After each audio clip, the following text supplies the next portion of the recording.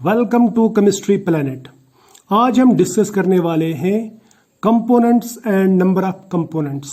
इस लेक्चर में हम सीखेंगे कि कंपोनेंट्स क्या होता है और हम किसी सिस्टम के नंबर ऑफ कंपोनेंट्स को कैसे निकाल सकते हैं, कैसे पहचान सकते हैं। सबसे पहले समझेंगे कि कंपोनेंट्स क्या होता है किसी सिस्टम में। कंपोनेंट्स का मतलब रहता है minimum number of chemical species या constituent species required to define the composition of whole system या each phase of a system। यह डेफिनेशन सिंपल डेफिनेशन है, मैं बोलूँगा सिंपलेस्ट डेफिनेशन है। अब अगर इसे समझना होगा तो हम एक एग्जांपल लेंगे। ये मान लीजिए कैल्शियम कार्बोनेट है। कैल्शियम कार्बोनेट एक बंद चेंबर में हम डिकम्पोज कर रहे हैं या मैं बोलूँगा इसको हीट कर रहे हैं और ये बनाता है calcium oxide plus carbon dioxide. Calcium carbonate खुद सॉलिड है, कैल्शियम ऑक्साइड भी सॉलिड है, लेकिन कार्बन डाइऑक्साइड गैस है। तो मैं बोलूँगा कि इसमें 3 फेजेस हैं, ये सॉलिड फेज, ये सॉलिड फेज और ये गैस फेज। अब अगर मैं आपसे पूछूं कि इसमें total number of chemical species कितनी है या केमिकल कंस्टिट्यूएंट्स कितने हैं, तो आप कहेंगे कि इसमें कैल्शियम कार्बोनेट, कैल्शियम ऑक्साइड और कार्बन डाइऑक्साइड यानी 3 केमिकल स्पीशीज है, 3 केमिकल्स हैं। अब ये जो तीनों स्पीशीज है इनको हम कहते हैं केमिकल कंस्टिट्यूएंट्स। इसको हम दिखाते हैं n से, तो मैं यही कह सकता हूँ n = 3।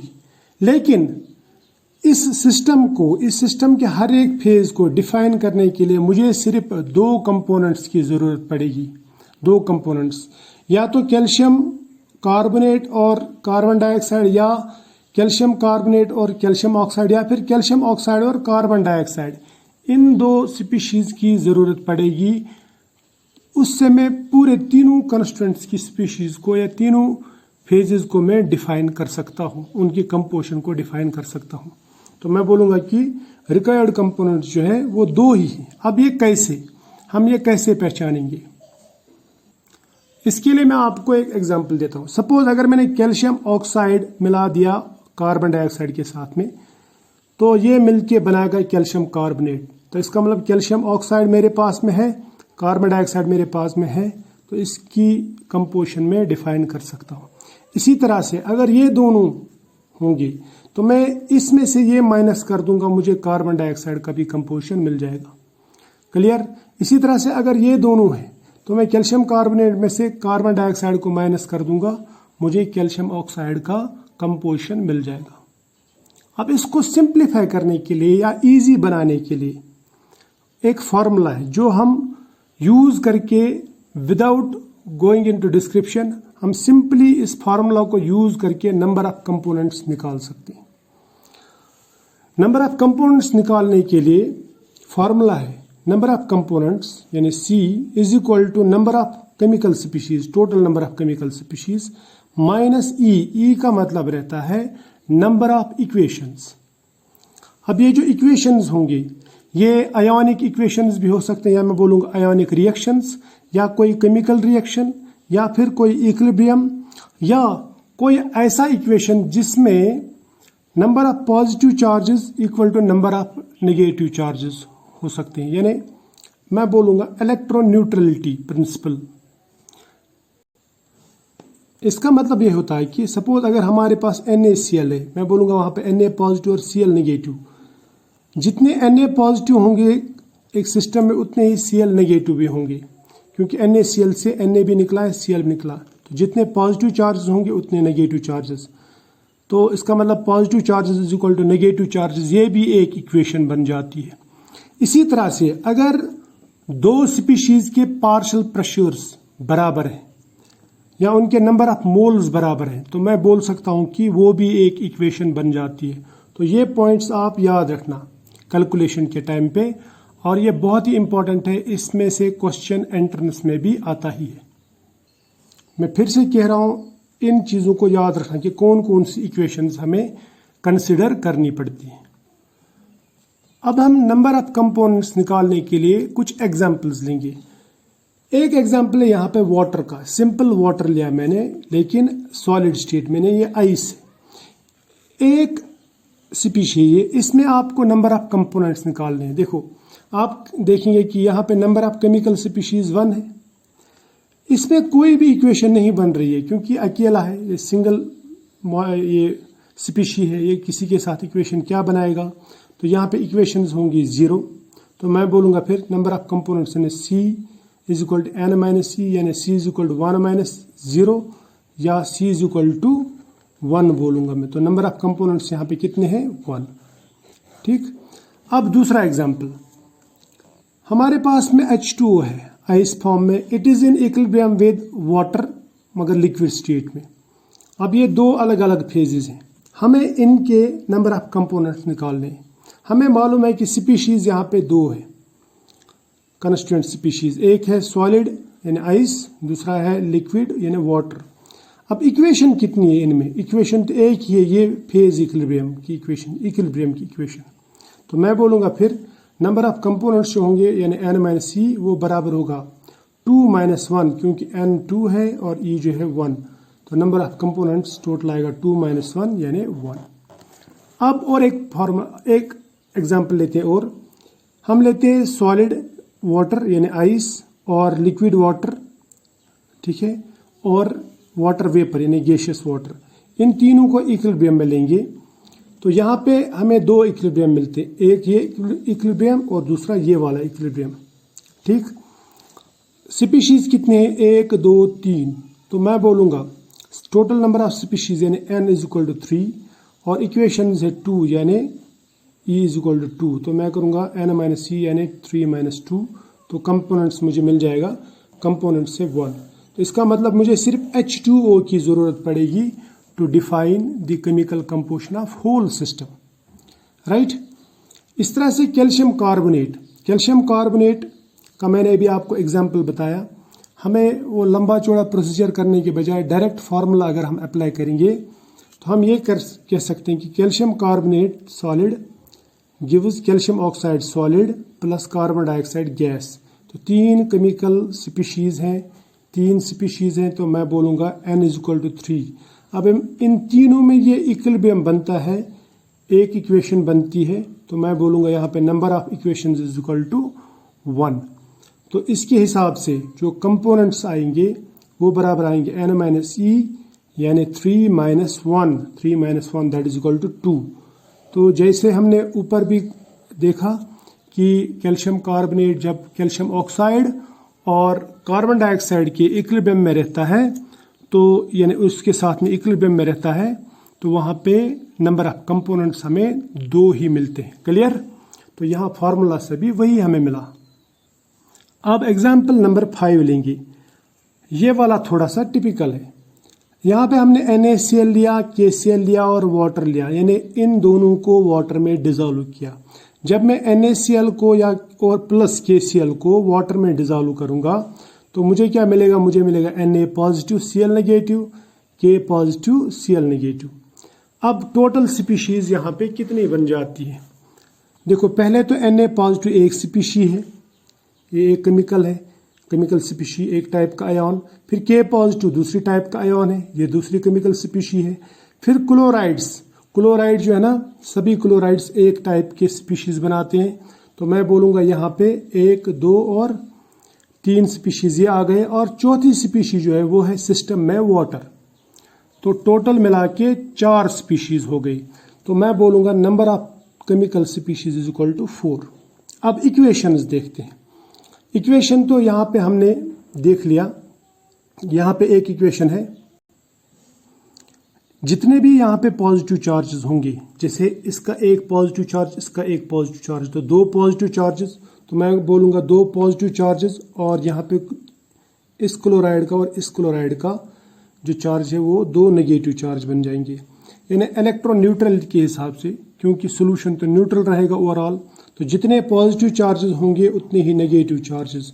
तो ये एक इक्वेशन बन जाती है, ठीक है। तो इस इक्वेशन के हिसाब से, या मैं बोलूँगा Na का और पोटेशियम का जो टोटल चार्ज है वो बराबर है क्लोराइड्स के चार्जेस के बराबर। तो टोटल इक्वेशंस यहाँ पे 1 बन गई है ना, एक इक्वेशन बन गई। क्लियर? अब ये मैंने आपको सिर्फ एग्जाम्पल के तौर पे सिखाया, समझाया। आपको यहाँ से लेना, यहाँ से शुरू करना, ठीक है। इसको आप कंसिडर मत करना, क्योंकि ये मैंने आपको एग्जाम्पल बताया कि वाटर में जब हम NaCl और KCl डालते हैं तो होता क्या है। ठीक है, अब इक्वेशंस कितनी यहाँ पे टोटल 1, और वहाँ पे कोई केमिकल रिएक्शन नहीं हो रही, यहाँ पे तो कोई केमिकल रिएक्शन नहीं हो रही। ये फिजिकल प्रोसेस है, dissociation of salt. Chemical reactions आपको लेने हैं, याद रखना, या आयोनिक रिएक्शंस, यानी आयॉन्स आपस में अगर रिएक्ट कर रहे हैं तो। अब केमिकल स्पीशीज यहाँ पे हमें मिली थी ये वाली 1 2 3 4, और इक्वेशन मिल गई 1। तो आप करो C = N-C, यानी C = 4, नंबर ऑफ स्पीशीज 4, और इक्वेशन 1, तो नंबर ऑफ कंपोनेंट्स आपको मिल जाएगा 4 - 1 = 3। अब और एक एग्जांपल लेते हैं यहाँ पे। मैं अगर NaCl और KBr वाटर में डाल दूंगा तो वो क्या बनाएंगे, वो ब्रेक हो जाएंगे, डिसोसिएट हो जाएंगे। वहाँ पे Na पॉजिटिव बनेगा, K positive, Cl negative, Br negative, और वाटर तो है ही। तो टोटल मिला के जो स्पीशीज बनेंगी वो बनेगी 5। ठीक है, अब इसमें देखते हैं इक्वेशंस कितने। देखो इसमें कितने इक्वेशंस बनते हैं। इसमें एक इक्वेशन बनता है जितने पॉजिटिव चार्जेस हैं उतने ही नेगेटिव चार्जेस, यानी पॉजिटिव = नेगेटिव, 2 पॉजिटिव = 2 नेगेटिव, यानी ये एक इक्वेशन बन गई। क्लियर, इक्वेशन 1 बन गई। तो केमिकल स्पीशीज कितनी थी 5, तो आप N - E कर दो तो आपको C मिल जाएगा। N कितना है 5, E कितना है 1, यानी 5 - 1 = 4। तो नंबर ऑफ कंपोनेंट्स यानी C = 4 मिल गया आपको। अब 2-3 एग्जांपल्स और लेते हैं, सिंपल सी। एक एग्जांपल मैंने ये लिया, देखो ये वाटर है, ऑक्सीजन और हाइड्रोजन है। अगर आपसे कोई ये पूछे कि इसमें कितने फेजेस हैं, तो आप सिंपली बोल सकते हैं वाटर एक लिक्विड है, ये दोनों गैस एक फेज बनाएंगे, तो 2 ही फेजेस हैं। लेकिन कंपोनेंट्स कितने हैं? कंपोनेंट्स यहाँ पे वाटर एक कंपोनेंट है, ऑक्सीजन दूसरा कंपोनेंट है, हाइड्रोजन तीसरा कंपोनेंट है। ठीक है, तो यहाँ पे कंपोनेंट्स जो आएंगे वो 3 आएंगी, क्योंकि आपस में कोई रिएक्शन नहीं कर रहे हैं। ठीक है, so it is 3 component system. ठीक, अब अगर मैं एक्वस सोल्यूशन ऑफ NaCl ले लूँ तो कितने कंपोनेंट्स बनेंगी? तो सबसे पहले देखो यहाँ पे, जब भी मैं NaCl वाटर में डालूंगा तो वो बनाएगा Na पॉजिटिव और Cl नेगेटिव। ये केमिकल रिएक्शन नहीं है, ये डिसोसिएशन है, फिजिकल प्रोसेस है, याद रखना। इसलिए इसको आप इक्वेशंस में कंसिडर नहीं करना। अब यहाँ पे जो नंबर ऑफ स्पीशीज बनेंगी वो बनेंगी Na पॉजिटिव, Cl नेगेटिव और H2O तो ऑलरेडी है, तो N = 3 आएगा, यानी नंबर ऑफ केमिकल स्पीशीज = 3। अब इक्वेशंस कितने बनेंगे? इक्वेशन बनेगा एक equation, number of positive ions = number of negative ions, बस ये एक इक्वेशन।